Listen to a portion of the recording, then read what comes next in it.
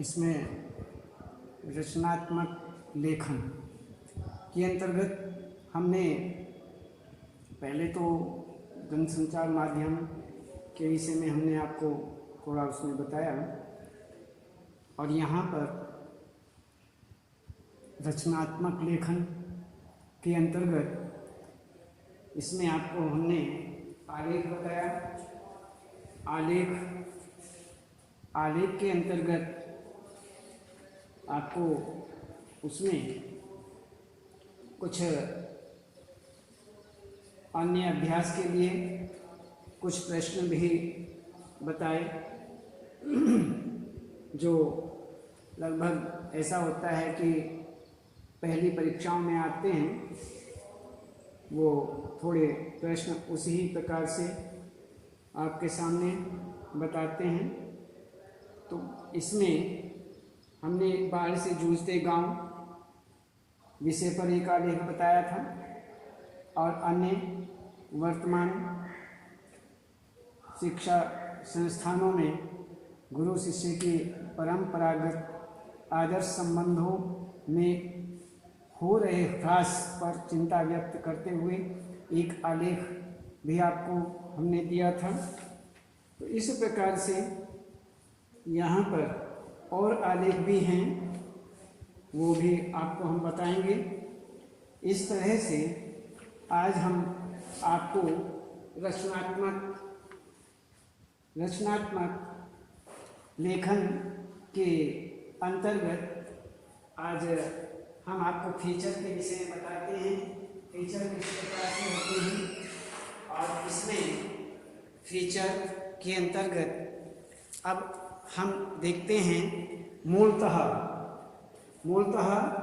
Latin भाषा के फैक्ट्रा शब्द से निर्मित फीचर शब्द का अर्थ स्वरूप या रूपरेखा है। किसी भी समाचार पत्र के प्रमुख 4 अंग होते हैं। 4 अंगों में समाचार, फीचर, लेख एवं चित्र में फीचर का स्थान अत्यंत महत्वपूर्ण होता है। फीचर किसी वस्तु, घटना, स्थान, व्यक्ति विशेष की विशेषताओं को उद्घाटित करने वाला विशिष्ट आलेख है, जिसमें सृजनात्मकता, काल्पनिकता, तथ्य, घटनाएं, विचार, भावनाएं आदि एक साथ उपस्थित रहते हैं। इसमें फीचर के गुण होते हैं, फीचर लेखन के गुण।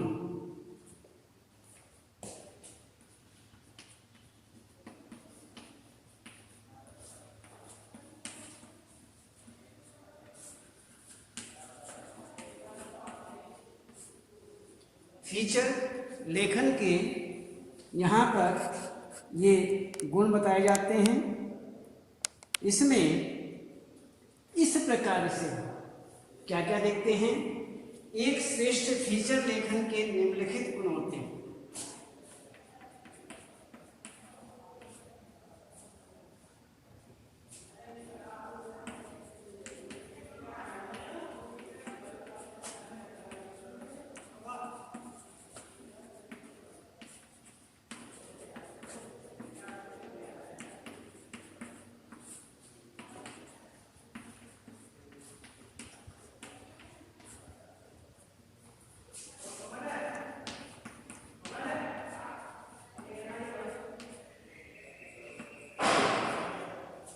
गुण होते हैं विश्वसनीयता,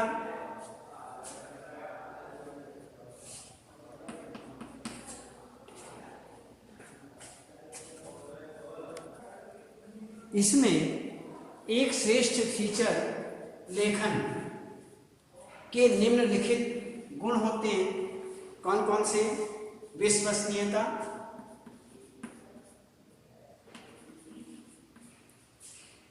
विश्वसनीयता,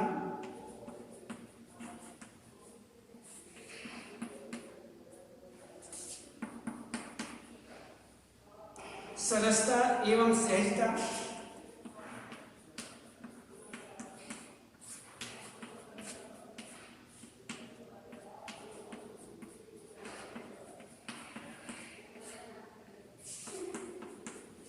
सहजता, प्रचलित शब्दावली का प्रयोग,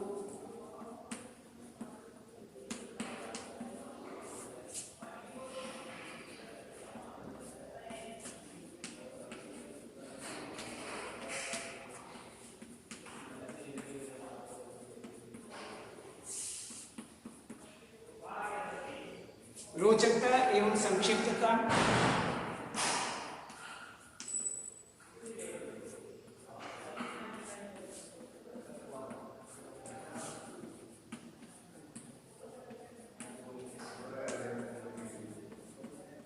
रोचकता एवं संक्षिप्तता, प्रासंगिकता,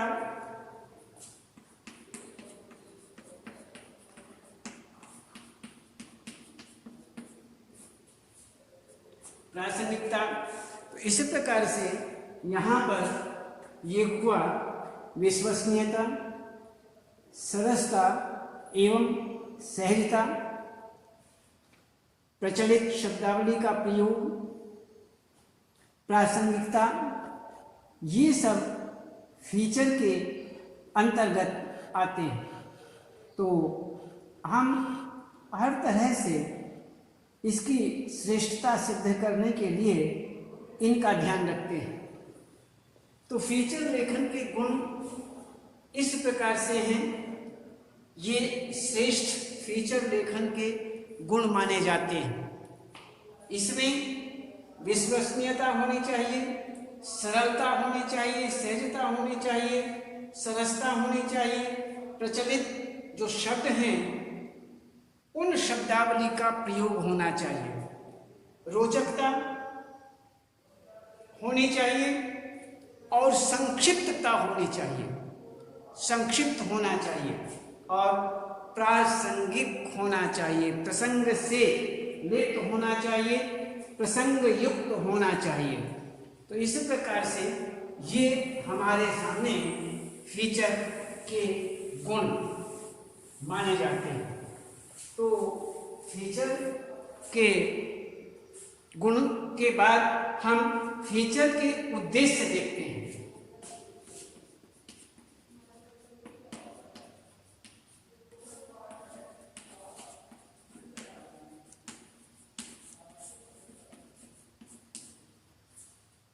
फीचर के उद्देश्य, इसका प्रमुख उद्देश्य ज्ञानवर्धन करना है।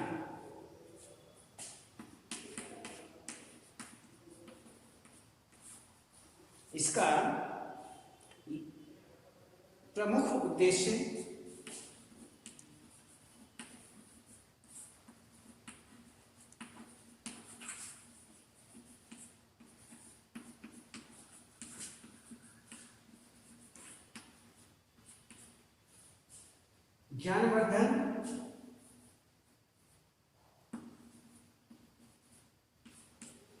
ज्ञानवर्धन करना है।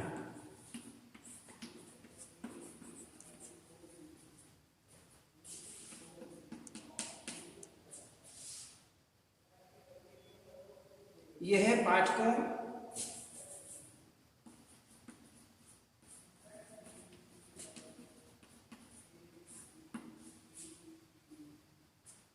को किसी विषय की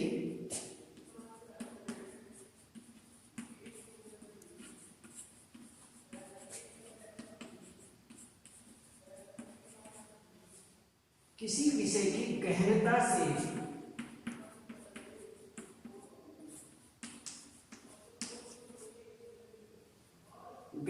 से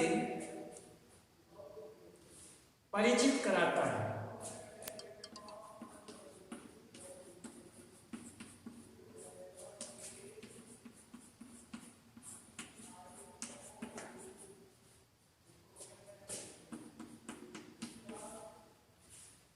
इसमें पाठकों को आगे कहते हैं, पाठकों को सोचने समझने के लिए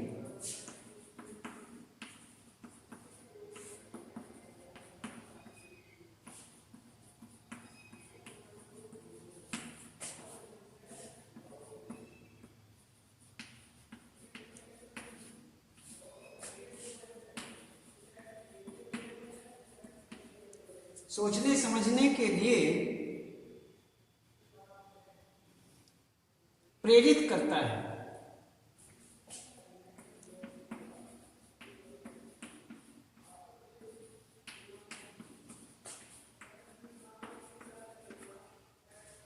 प्रेरित करता है। आगे कहते हैं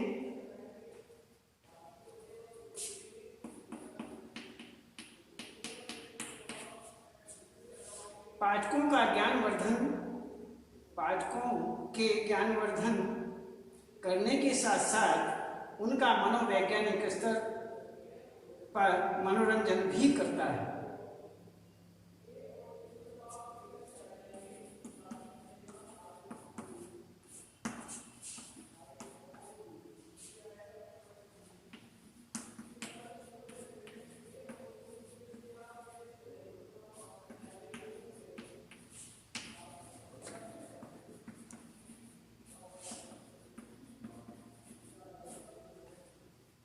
साथ साथ उनका मनोवैज्ञानिक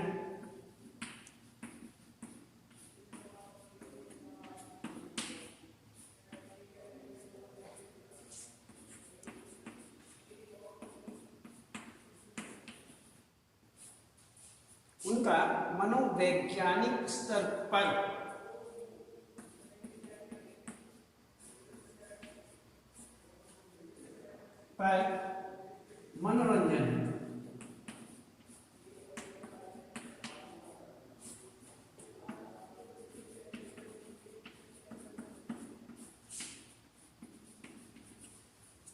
मनोरंजन भी करता है।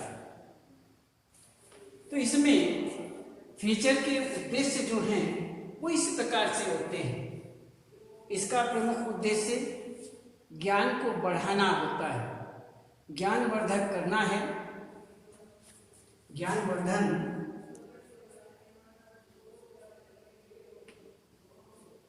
ज्ञानवर्धन करना है।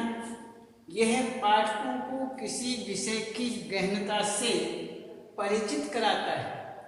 गहन विषय जो है उस गहनता से, उस गहनता रूपी विषय से पाठकों को परिचित कराता है। और अन्य कहते हैं पाठकों को सोचने समझने के लिए, आगे सोचने के लिए, समझने के लिए प्रेरणा भी देता है, प्रेरित भी करता है। पाठकों का ज्ञानवर्धन के साथ साथ उनका मनोवैज्ञानिक स्तर पर मनोरंजन भी करता है। तो इस प्रकार से यहाँ पर ये बताया गया है। अब इसके साथ साथ अब हम आपको बताते हैं फीचर के क्रम।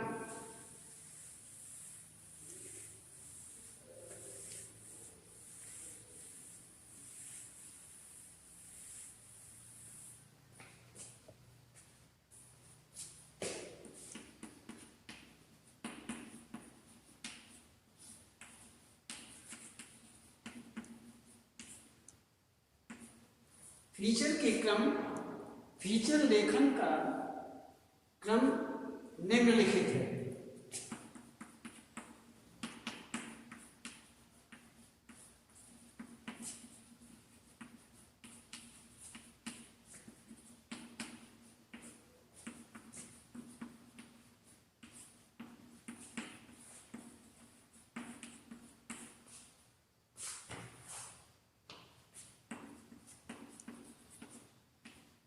निम्नलिखित है।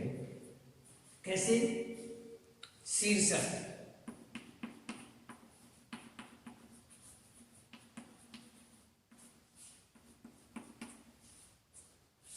आमुख या भूमिका,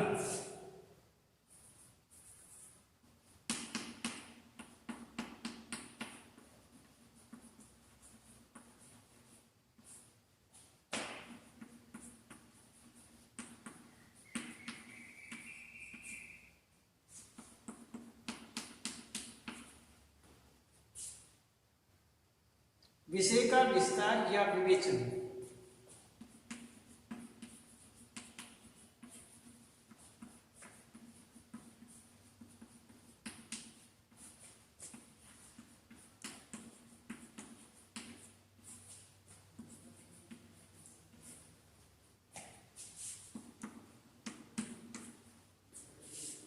निष्कर्ष या समापन।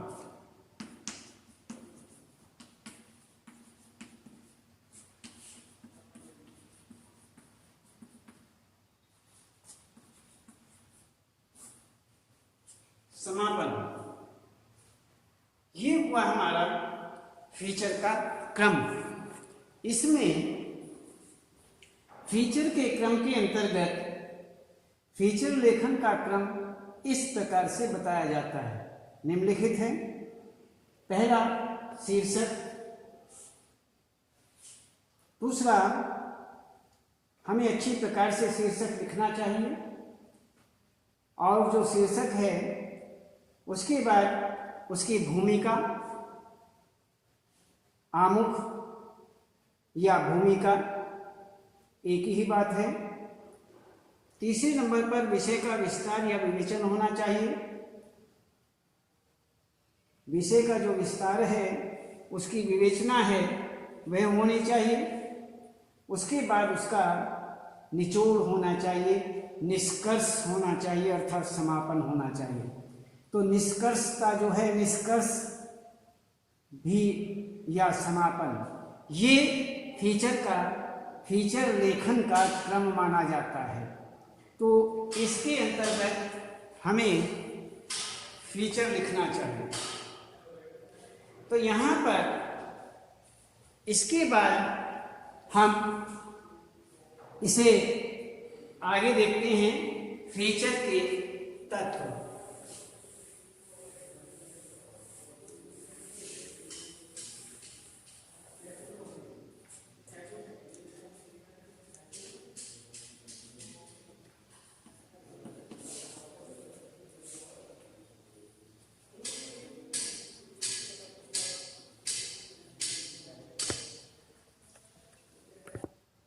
इसमें हमने आपको क्रम बताया, क्रम के बाद फीचर लेखन के तत्व बताते हैं।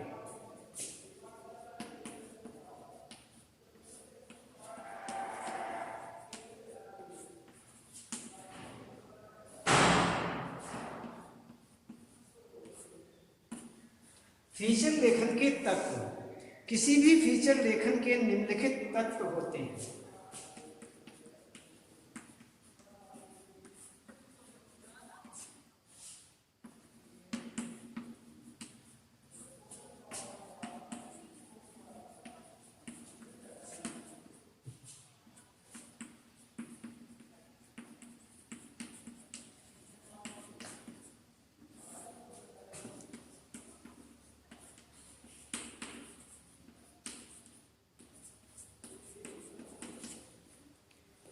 निम्नलिखित तत्व होते हैं।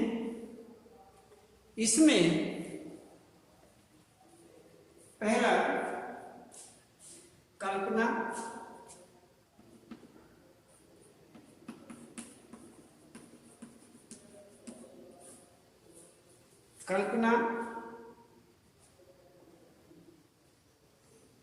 दूसरा, तथ्य। तीसरा, लेखन कला।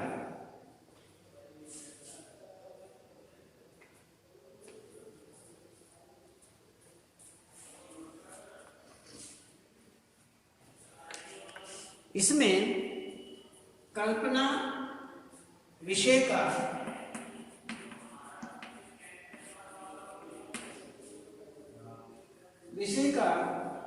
निर्धारण कर लेने के पश्चात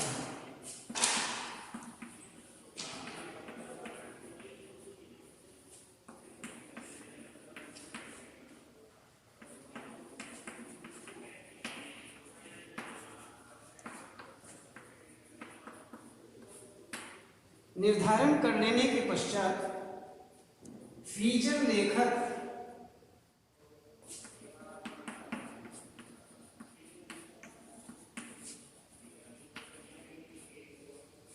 फीचर लेखक विषयानुरूप कल्पनाएं करता है।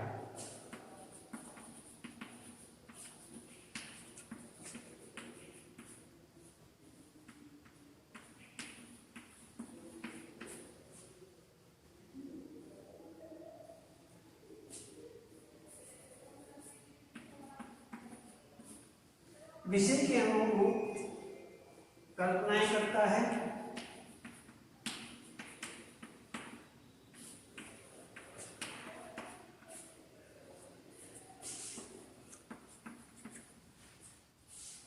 कल्पना के द्वारा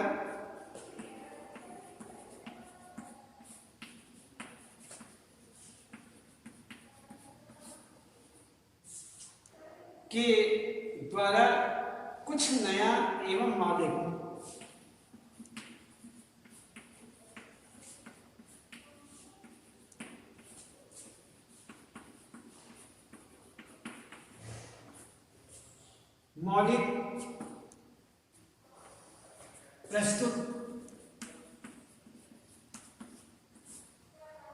प्रस्तुत करने की कोशिश की जाती है।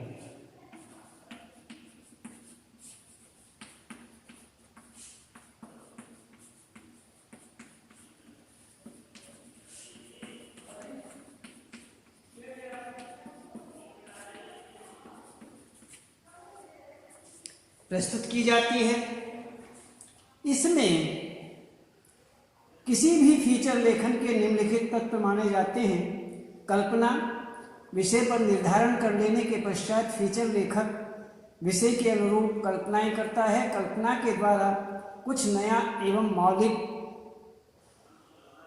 प्रस्तुत करने की कोशिश की जाती है। तो इस प्रकार से यहाँ पर इससे आगे आपको हम कल बताएंगे। आज इतना ही। इसमें हम आपको जनसंचार के माध्यम के अंतर्गत ये सब बता रहे थे। तो यहाँ पर अब आपको बता रहे हैं रचनात्मक लेखन। रचनात्मक लेखन के अंतर्गत आलेख के विषय में आज जानकारी लेंगे। आज पढ़ेंगे कि रचनात्मक लेखन के अंतर्गत हम आलेख के विषय में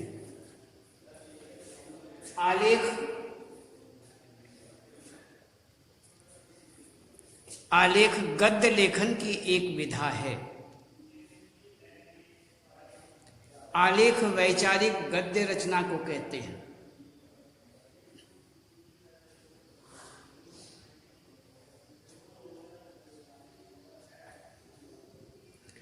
इसमें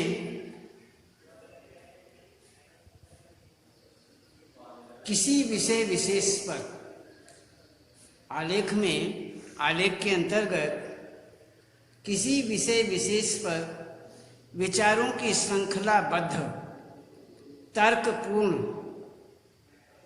एवं विश्लेषणात्मक प्रस्तुति की जाती है। आलेख में किसी वस्तु, विचार अथवा स्थिति की समीक्षा और उसका विवेचन किया जाता है। इसमें हम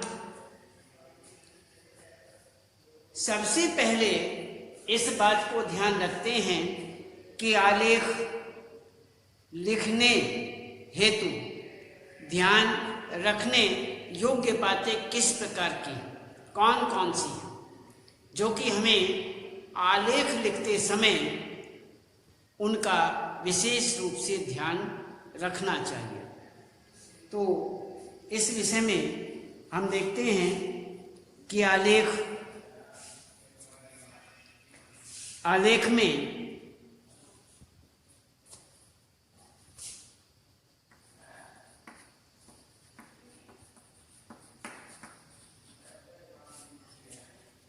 आलेख गद्य लेखन की एक विधा है।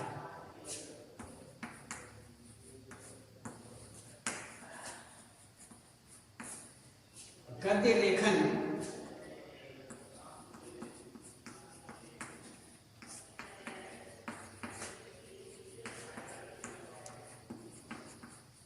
एक विधा है। आलेख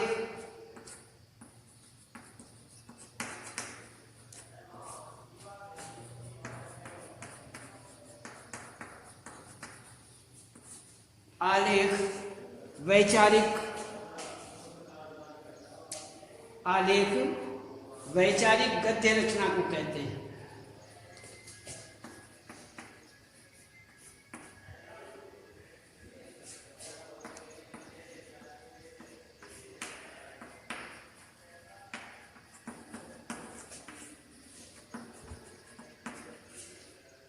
गद्य रचना को कहते हैं जिसमें किसी विषय विशेष पर जिसमें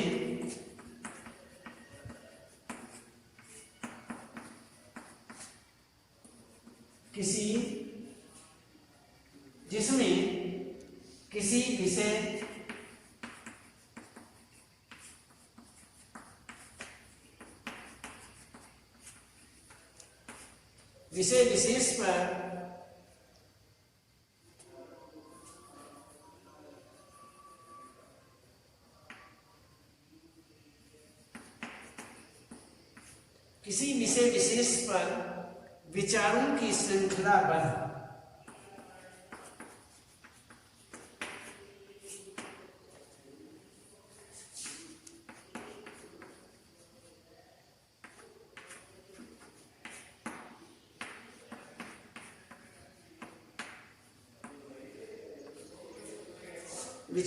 श्रृंखलाबद्ध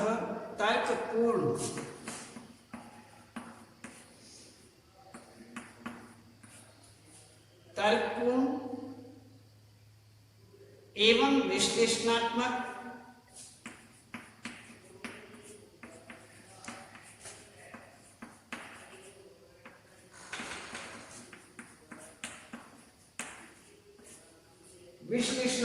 प्रस्तुति की जाती है।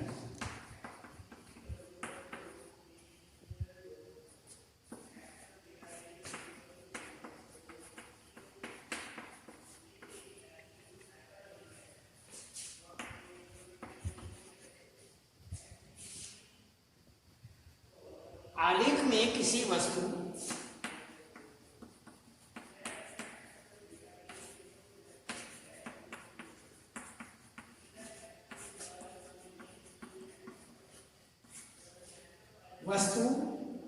विचार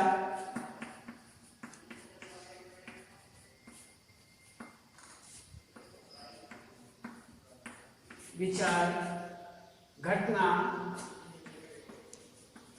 अथवा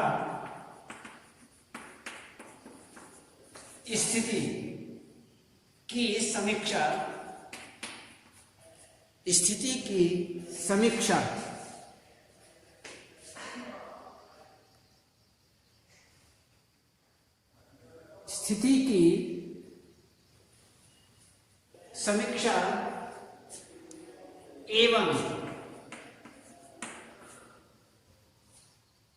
उसका विवेचन किया जाता है।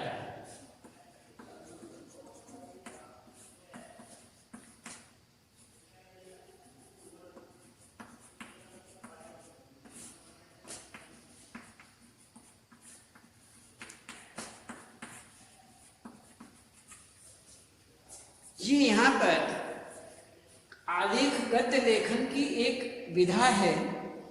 आलेख वैचारिक गद्य रचना को कहते हैं जिसमें किसी विशेष पर विचारों की श्रृंखलाबद्ध तर्कपूर्ण एवं विश्लेषणात्मक प्रस्तुति की जाती है। आलेख में किसी वस्तु, विचार, घटना अथवा स्थिति की एवं उसका विवेचन किया जाता है। तो ये यहाँ पर आलेख, अब कोई पूछे कि आलेख किसे कहते हैं, आलेख इसे कहते हैं। अब आलेख लिखते समय हमें किन किन बातों का ध्यान रखना चाहिए, इस विषय पर बात करते हैं।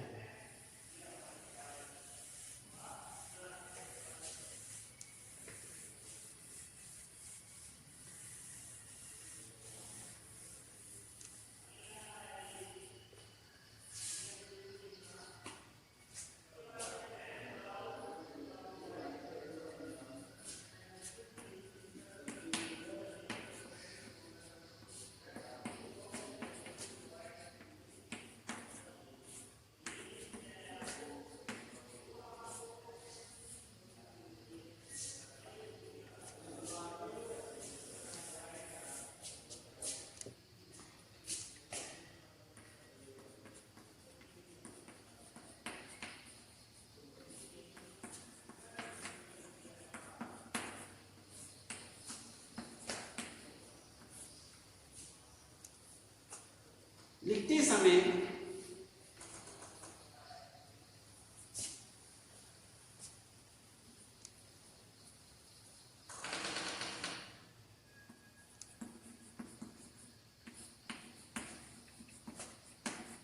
ध्यान रखने योग्य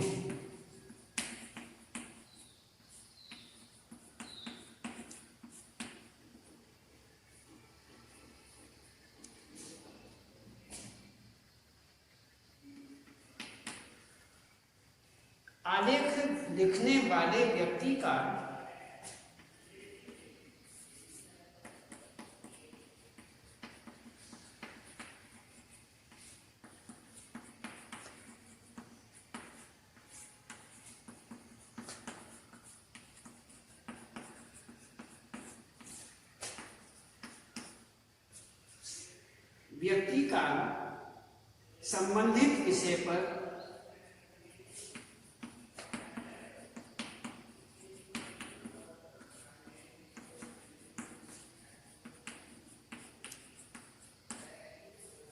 संबंधित विषय पर सम्यक चिंतन होना चाहिए।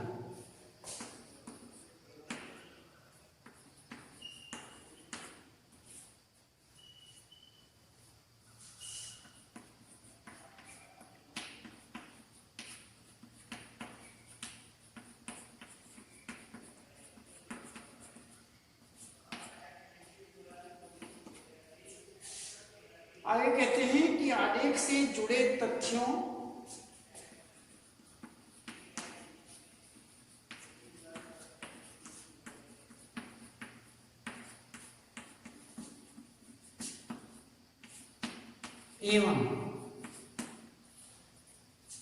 एवं आंकड़ों आदि का उल्लेख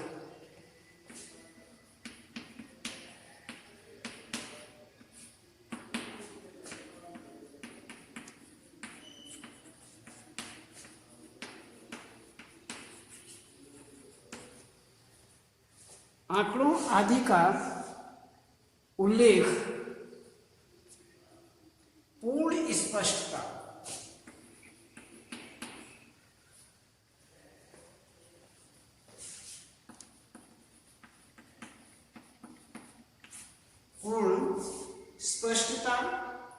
के साथ करना चाहिए।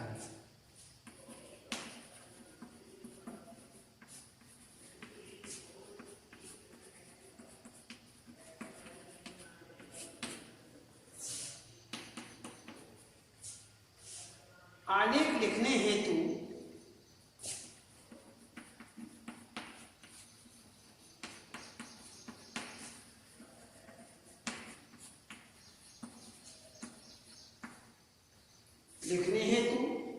एक वैचारिक एवं तकनीकी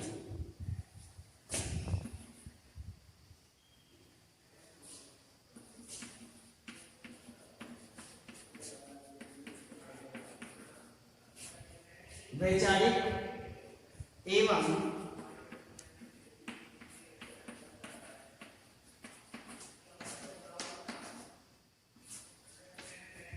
तकनीकी कुशलता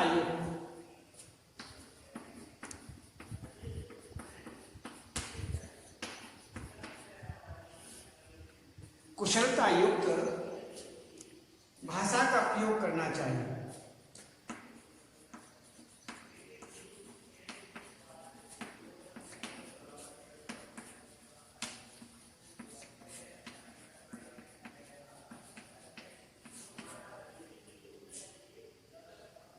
आलेख के प्रस्तुतिकरण में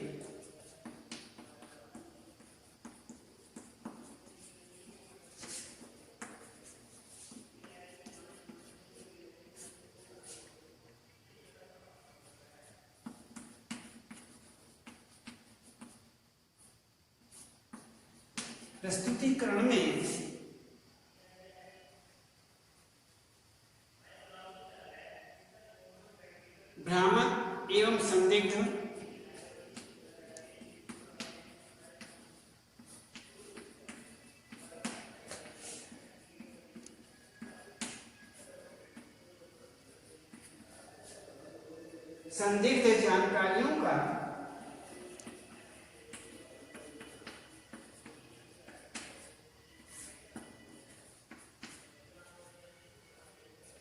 जानकारियों का उल्लेख नहीं करना चाहिए।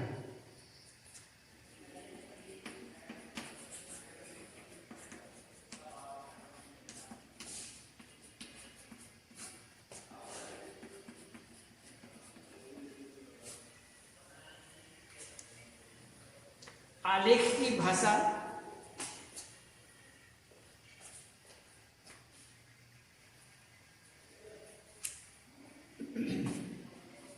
इसमें आलेख लिखते समय ध्यान रखने योग्य बातें। अब हम देखते हैं आलेख लिखने वाले व्यक्ति का संबंधित विषय पर पूरा चिंतन होना चाहिए, सम्यक चिंतन होना चाहिए। दूसरा कहते हैं आलेख से जुड़े तथ्यों एवं आंकड़ों आदि का उल्लेख पूर्ण स्पष्टता के साथ करना चाहिए। आलेख लिखते हेतु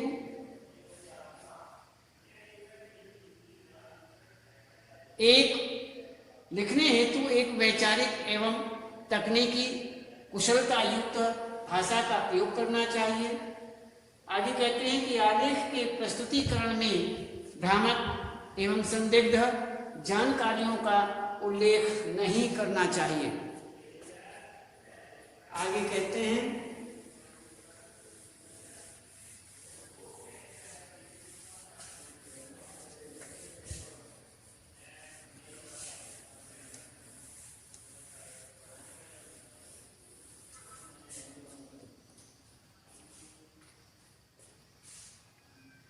कि आलेख की भाषा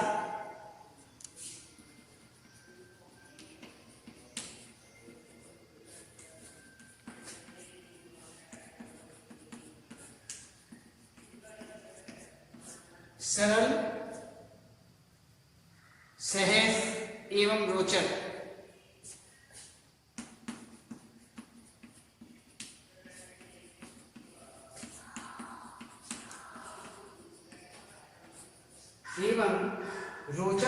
होनी चाहिए।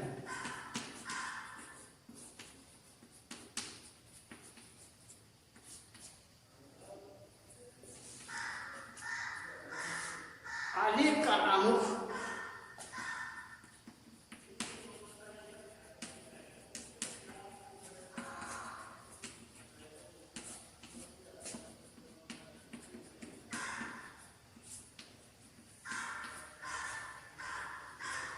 वाला अंश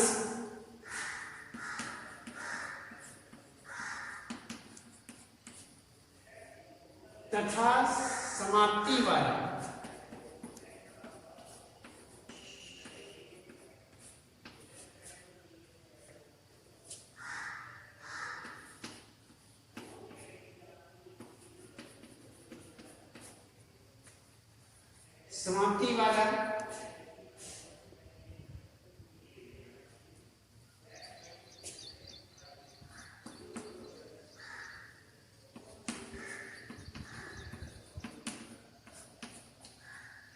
समाप्ति वाला अंश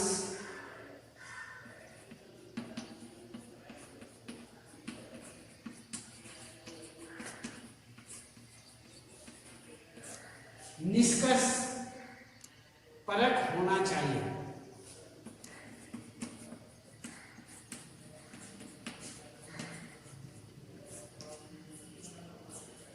ये हमें विशेष रूप से ध्यान रखना चाहिए। ये हमारा ठीक तरह से होना चाहिए। तो यहाँ पर आपको ये बताया गया कि इस प्रकार से यहाँ हम अलग अलग इस तरह से इन बातों का विशेष रूप से ध्यान रखें और आलेख की भाषा सरल होनी चाहिए, सहज होनी चाहिए और रोचक होनी चाहिए। आलेख का आमुख जो सबसे शुरू में प्रस्तावना लिखते हैं वह अंश और समाप्ति वाला अंश अर्थात निष्कर्ष जो निचोड़ है वह अंत का वाला अंश जो है वो निष्कर्ष परक होना चाहिए। तो इस पर हमें अर्थात विशेष रूप से ध्यान देना चाहिए और इसमें हमें पूर्ण रूप से निचोड़ दे देना चाहिए। तो अब हम आगे देखते हैं।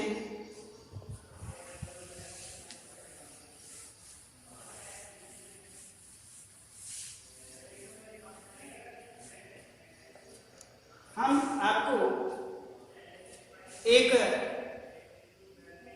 उदाहरण रूप में देखते हैं।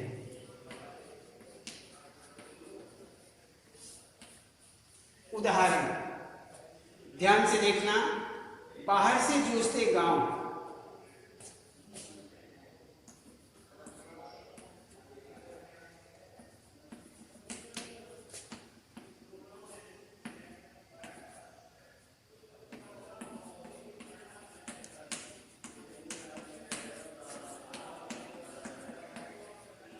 बाहर से जूझते गांव विषय पर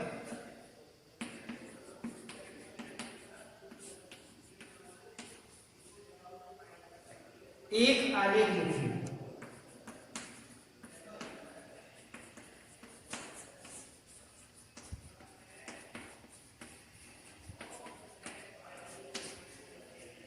एक आलेख लिखिए।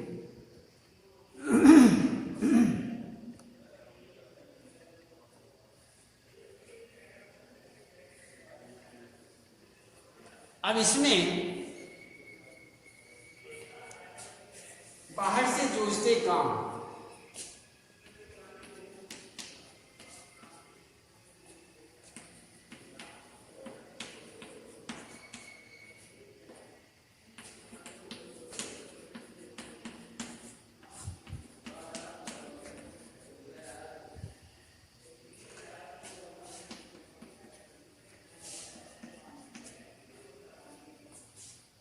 अब बरसात के मौसम में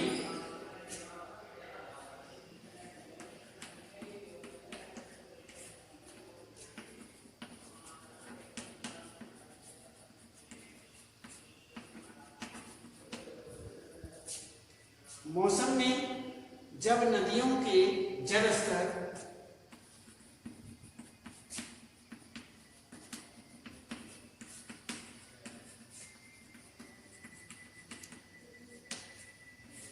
नदियों के जल स्तर में वृद्धि होती है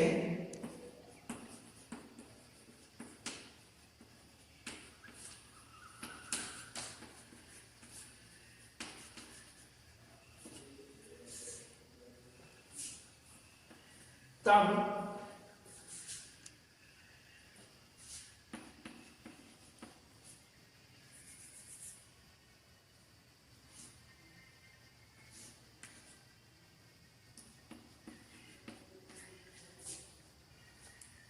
उनका पानी तीव्र वेग के साथ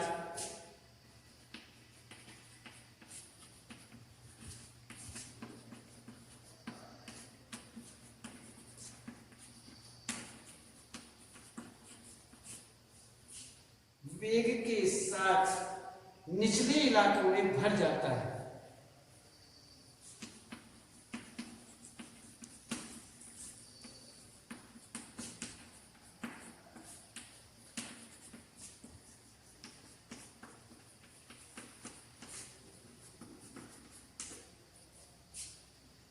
भर जाता है नदियों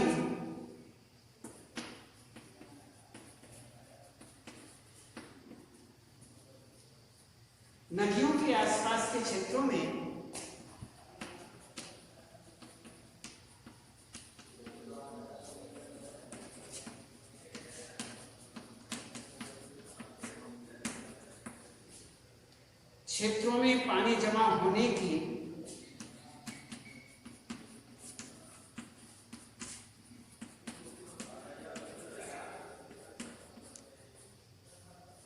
पानी जमा होने की यह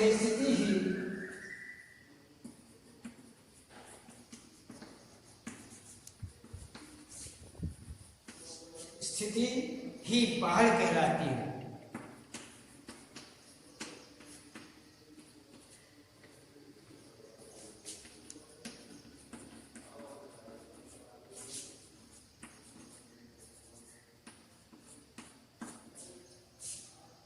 वर्तमान समय में बाढ़ से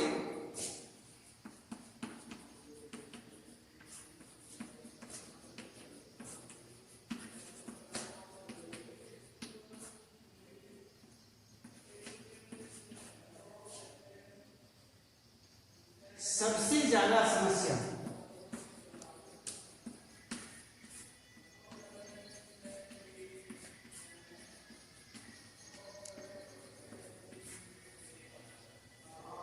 ग्रामीण क्षेत्रों में उत्पन्न होती है।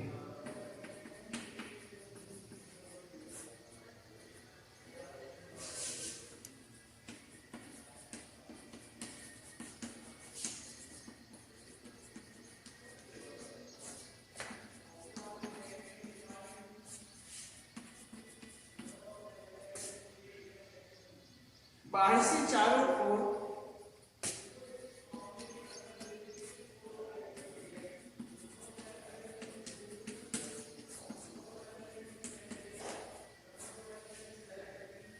जल प्रलय का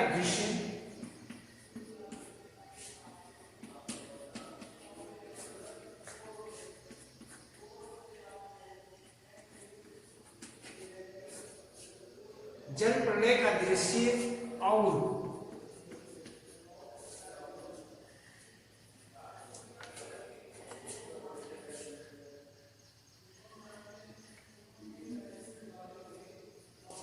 और उसमें डूबे खेत खलियान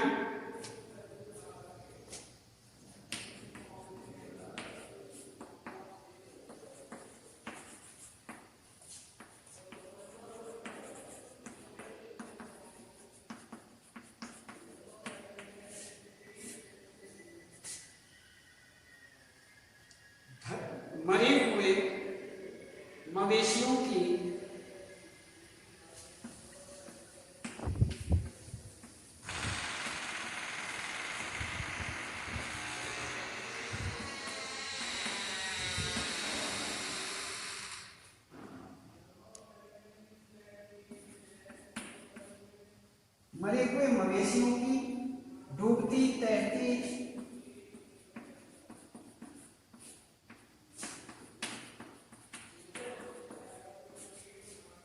तैरती लाशें आदि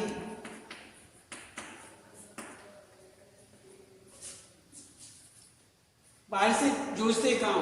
बरसात के मौसम में जब नदियों के जलस्तर में वृद्धि होती है तब उनका पानी तीव्र वेग के साथ निचले इलाकों में भर जाता है। नदियों के आसपास के क्षेत्रों में पानी जमा होने की यह स्थिति ही बाढ़ कहलाती है। वर्तमान समय में बाढ़ से सबसे ज्यादा समस्या ग्रामीण क्षेत्रों में उत्पन्न होती है। बाढ़ से चारों ओर जल प्रलय का दृश्य और उसमें डूबे खेत खलियान, मरे हुए मवेशियों की डूबती तैरती लाशें,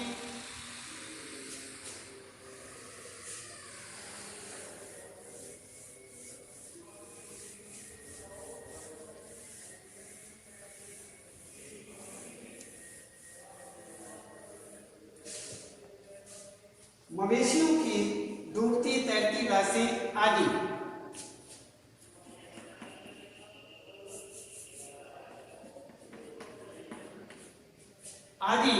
ग्राम्य जीवन की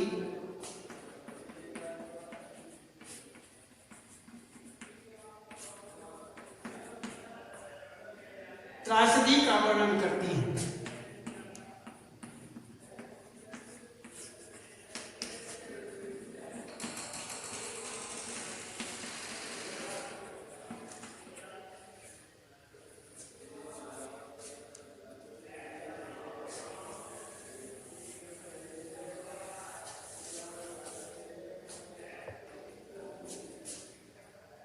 मवेशियों, तैरती लाशें आदि।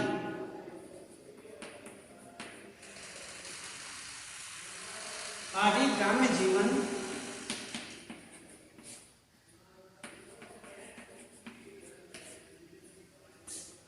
जीवन की त्रासदी।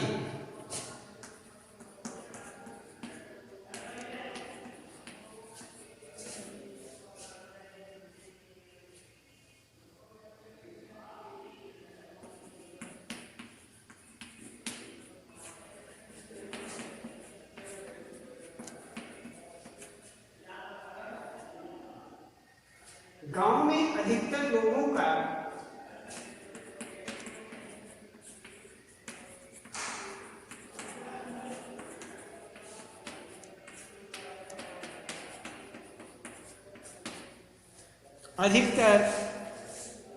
का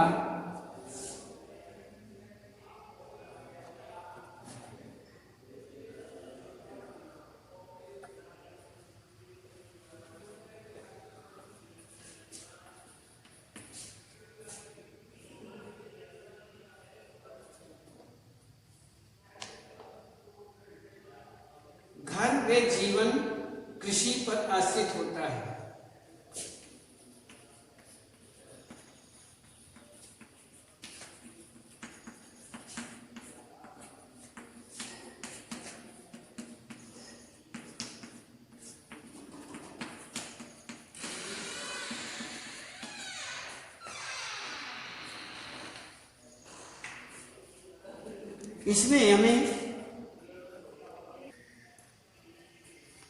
इसमें ये आश्रित होते हैं, परंतु पूरे साल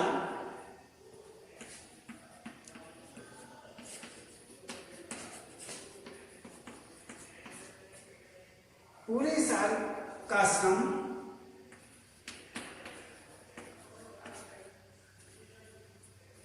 कुछ ही क्षणों में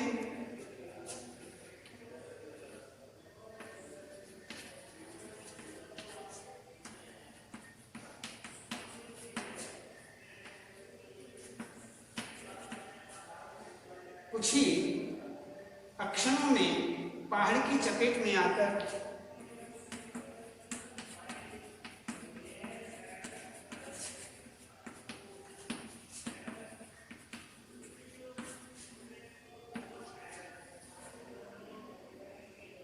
बर्बाद हो जाता है।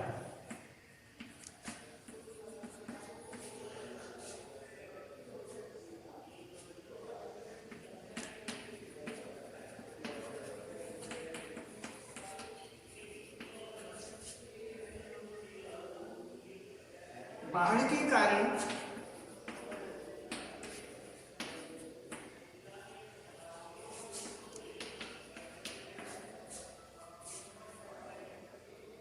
अन्न नहीं मिल पाता।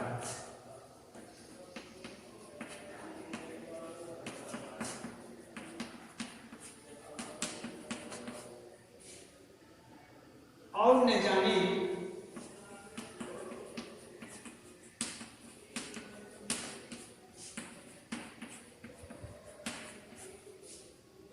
कितने ही लोग अपनी जान तक गवा बैठते हैं।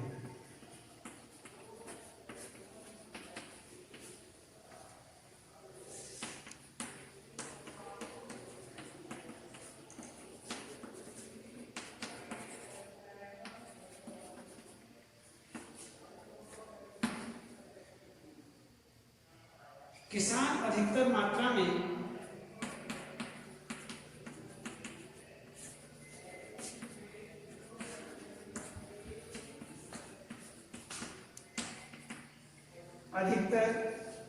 में फसल किसानों की अधिकतर मात्रा में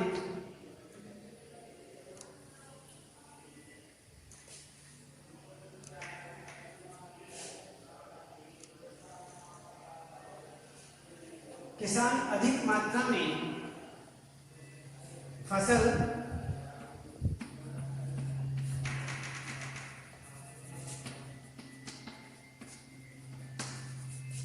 नष्ट हो जाने के कारण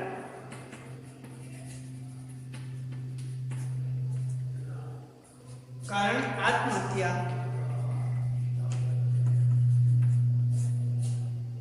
कर बैठते हैं।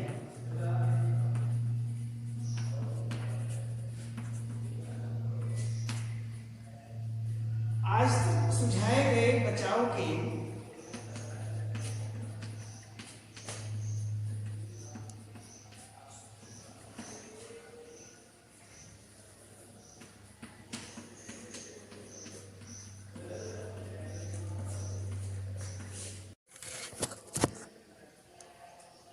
ये आप देख रहे हैं कि आज तक सुझाए गए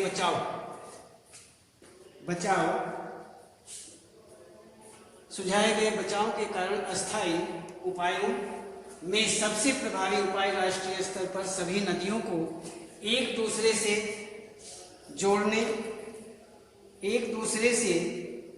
जोड़ने का है। इसमें जिससे अनेक जल स्तर में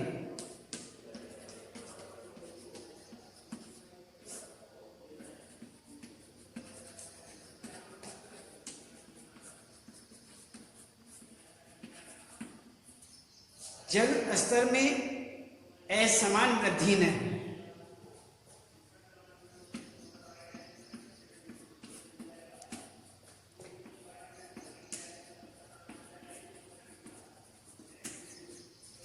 असमान जल वृद्धि न हो गांव के विकास के लिए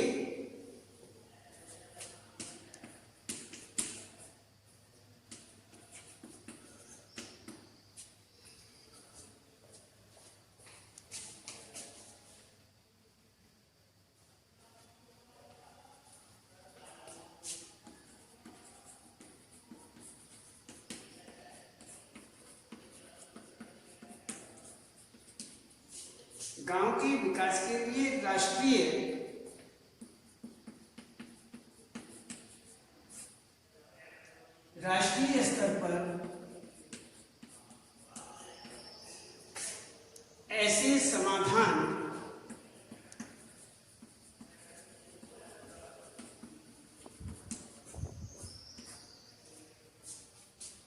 ढूंढ लेना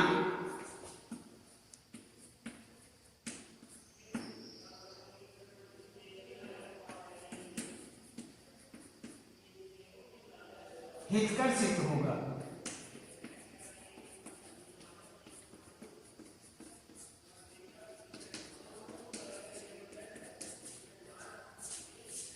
तो ये हमारा हुआ